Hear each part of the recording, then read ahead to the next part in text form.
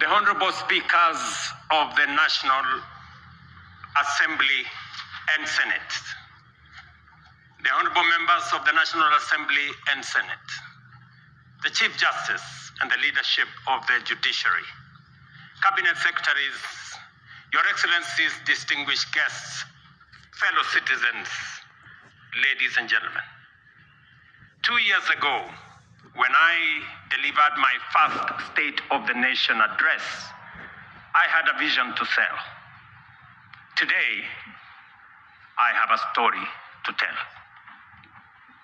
A story written not in the quiet offices or the comfort of boardrooms, but out in the blazing sun of our farms, in the dust of construction sites where our affordable homes now rise, and in the grit of our community health workers, doctors, medical professionals who refuse to surrender in the quest for universal health coverage. It is written in the steady hum of our factories, in the determination of millions daring to dream and finance their vision through the Hustler Fund, in the courage of our young people working on housing sites, in the Climate Works program, in the digital ecosystem, and in the bravery of those who, looking beyond our borders, have sought livelihoods abroad to sustain families back home. A story of sacrifice, a story of sweat, a story of progress that has not come easy. It is a story you can see in the numbers, feel in the homes, and trace in the lives transformed across our republic. A story whose facts are available for all to examine, except perhaps for the cynical who have no facts. Today, the evidence is clear, evidence of promises made and promises kept. In just 3 years, we have built not monuments of words, but foundations of progress. And yet, even with these achievements, I am convinced that this is only but the beginning. Mr. Speaker, honorable members, as I prepared this address, I reflected deeply on the long road we have traveled as a nation. 62 years shaped by struggle, sacrifice, hardship, triumph, and milestones that have affirmed our spirit. From that reflection came one undeniable truth. We have made commendable progress, but Kenya still punches way below its true weight. This nation has the talent, the resources, and the spirit not just to improve, but to leap and to make the transition from a developing country to a developed one within our lifetime. That is why I speak today with full conviction that history has summoned this generation, our generation, at such a time as this, to a higher purpose. Some eras are shaped by events. Others are defined by the decisions a nation makes.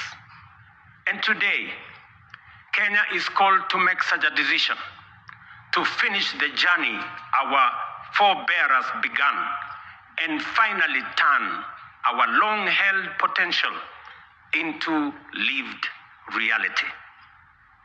To do this, we must cast off the prevailing mindset of being content with the average. We must step beyond the comfort of the familiar and the ordinary and reach with courage, clarity, and conviction for nothing less than excellence and greatness. Therefore, As we examine the achievements of the past 3 years, results that have laid a firm foundation for equality of opportunity and a nation where no one is left behind. Today, I will also place before you not just a vision, but a national project that is realistic, grounded, and entirely within our reach. A vision not just to grow, but to transform. A roadmap not merely to move forward, but to rise. To rise from developing to developed. To rise from potential to reality. To rise from promise to prosperity. To rise from the third to the first world. To rise finally into the Kenya we have long imagined. The Kenya we deserve. For long, our ambition was held hostage by small thinking and ordinary expectations. But that era must now be confined to the past. Today, we stand on the threshold of something far greater, a moment in which we can say that our parents dreamed of and what our children yearn for, we will accomplish in our lifetime. As we know, this is achievable because others have done it before. I have often spoken of the Asian tigers, South Korea, Singapore, Hong Kong, Malaysia. And by the way, members, the Prime Minister of Malaysia will be here this weekend. Countries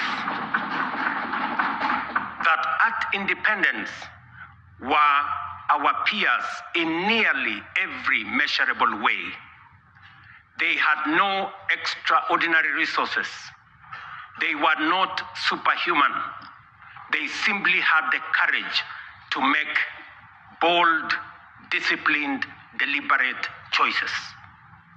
They invested in their people, demanded excellence, and refused to be trapped in the limitations of their circumstances.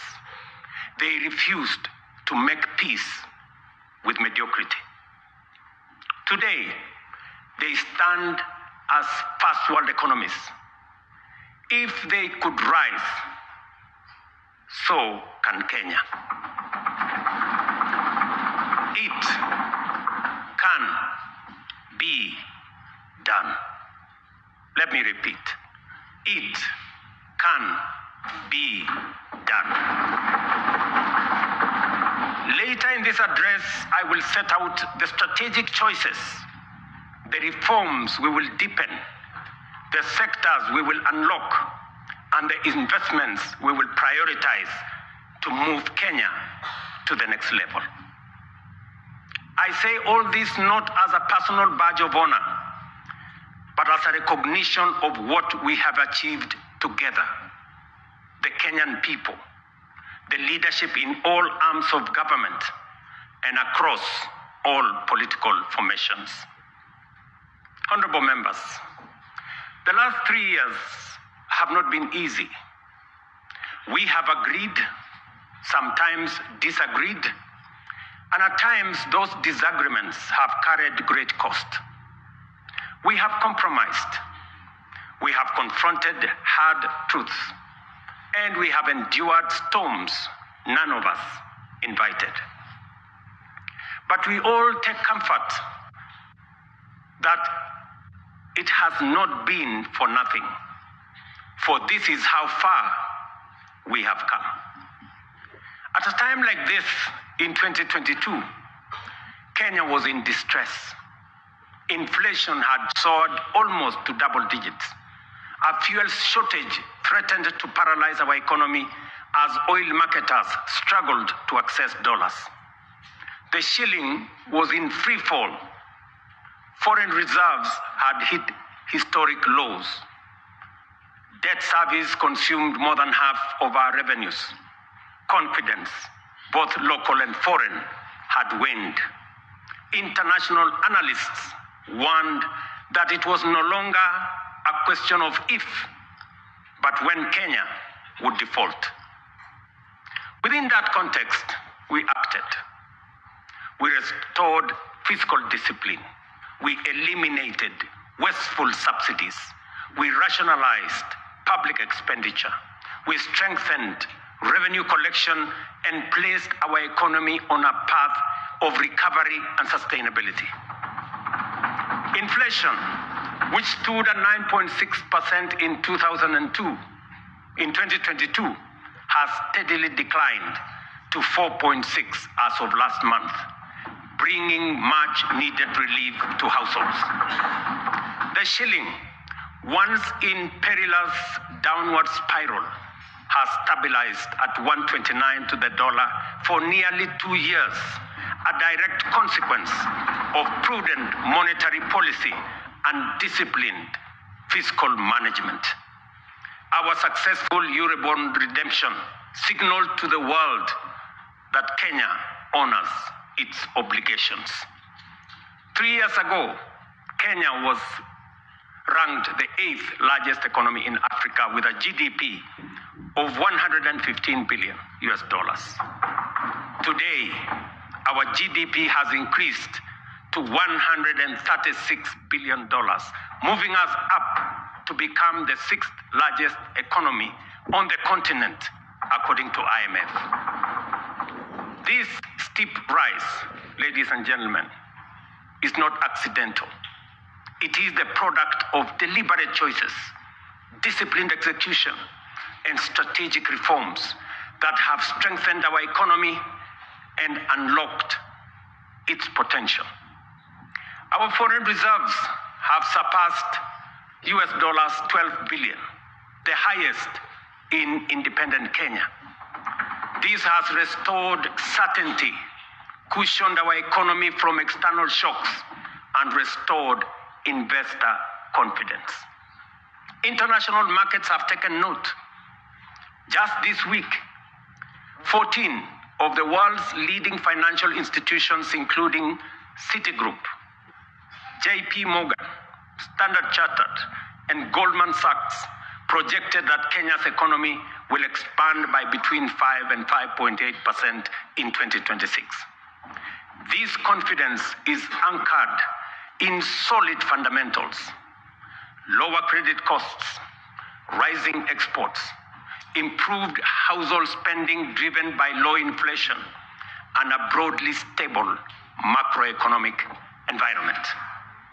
Standard & Poor's has upgraded Kenya's sovereign credit rating from B- to a firm B, our first upward revision in many years, signaling renewed international confidence. This upgrade lowers our risk profile, attracts more investment, and reduces borrowing costs for both government and the private sector. Fellow citizens, our foreign direct investment has more than tripled from $463, or about 60 billion shillings in 2021, to $1.5 billion, almost 195 billion Kenya shillings in 2024. In the last 36 months, over 300 new businesses, including 500 foreign companies, have registered and set up shop in Kenya, reflecting renewed confidence and improved ease of doing business.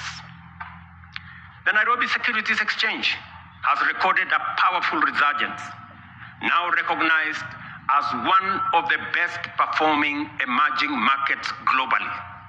Since January 2025, investor wealth has grown by over 1 trillion shillings, driven by a broad share price rally that has re-established the Nairobi Securities Exchange as a premier asset class. The NSE is on track for its strongest performance in over a decade, building on last year's remarkable gains. This renewed vibrancy is a clear vote of confidence in Kenya's direction and in the reforms we have undertaken. In short, Mr. Speaker, honorable members, the world The world's most respected economic assessors and market sentiment are affirming that what we already know, that our economy is strengthening, our prospects are brightening, and confidence in Kenya is rising. Our critics, the high priests of eternal pessimism, who criticize without responsibility and tear down without offering alternatives, will want you to believe that our economy is going in the wrong direction. But while everyone may speak their mind, and that is the beauty of our democracy, no one is entitled to manufacture self-serving falsehoods and traffic them as facts. And facts are exactly what I present here today: clear, verifiable, and indisputable. Mr. Speaker, one of the greatest contributors to the high cost of living is the cost of food. Kenyans in 2022 marched with empty sufurias, a stark symbol of frustration and unbearable cost of basic commodities. From the very outset, we made an intentional and strategic decision to subsidize production and not consumption. We understood that lasting relief would not come from temporary subsidies and price controls, but from strengthening the foundations of agricultural production. We also recognized that agriculture is not merely another sector of our economy. It is the lifeline of our nation. If we were to secure households, stabilize prices, create jobs, expand industry, and spur exports, agriculture had to be the fulcrum of our transformational agenda. To organize the sector and improve service delivery, we launched an integrated digital platform to register farmers. In 2022, fewer than 300,000 farmers were on record. Today, over 7.1 million farmers are registered on the Kenya Integrated Agricultural Management Information System, giving us visibility to design scientific targeted interventions and eliminate extortionists, getaway brokers, and drive out cartels and middlemen. This has enabled us to implement the fertilizer subsidy program at scale. To date, over 21 million bags of affordable fertilizer have been distributed, reducing the price by nearly 2/3 and saving farmers Kenya shillings 105 billion so far. This year alone, we delivered 7 million bags of fertilizer and 35 million kilos of certified seed. And next year in 2026, we plan to distribute 12.5 million bags across all the 1,450 wards, ensuring every farmer has access to affordable inputs. The impact has been phenomenal. Productivity in all our agricultural sectors has gone up.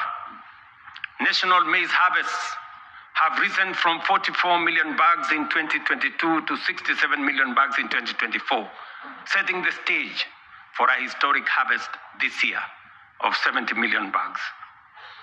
The results are visible in markets and homes. The price of a 2-kilogram packet of flour has fallen from what it was 250 in 2022 to as low as 130 today. For millions of households, this is meaningful daily relief. The transformation across our value chains is equally compelling. Tea production has grown, with earnings rising from Kenya shillings 138 billion in 2022 to Kenya shillings 215 billion in 2024, a 56% increase. The coffee sector, once on the brink of collapse, is roaring back. Nearly 50,000 seedlings have been distributed, earnings have risen from an average of Kenya shillings 70 per kilo to now between 120 and 150 shillings per kilo. We are on track to increase exports from 48,000 metric tons to 60,000 metric tons this year, and projected to reach 150 million tons in 3 years' time. Edible oils acreage under production expanded by 90% between 2022 and April 2025, cutting the edible oil import bill by 17 billion in 1 year.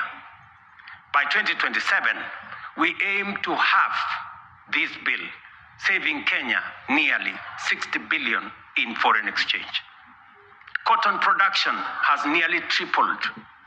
Cashew nut yields have grown following the distribution of 900,000 seedlings, and so has coconut output after the provision of 1 million seedlings. The sugar sector, long troubled, is now stabilizing. Area under cane is up by 200,000 acres. Production has surged 76% to over 815,000 metric tons. Imports are down 70%. To secure this process, we have leased Nzoia, Mohoroni, Soni, and Chemelil factories to competent private sector operators. Our livestock value chain is rising. Leather exports are up 56% to Kenya shillings 2.5 billion. Local shoe production now exceeds 11 million pairs, and meat exports have grown 45% to 12.5 billion. In dairy, milk production has surged to 5.3 billion liters, while exports have nearly doubled to 9.4 billion. Dairy farmers' support has enhanced with the installation of 230 new milk coolers.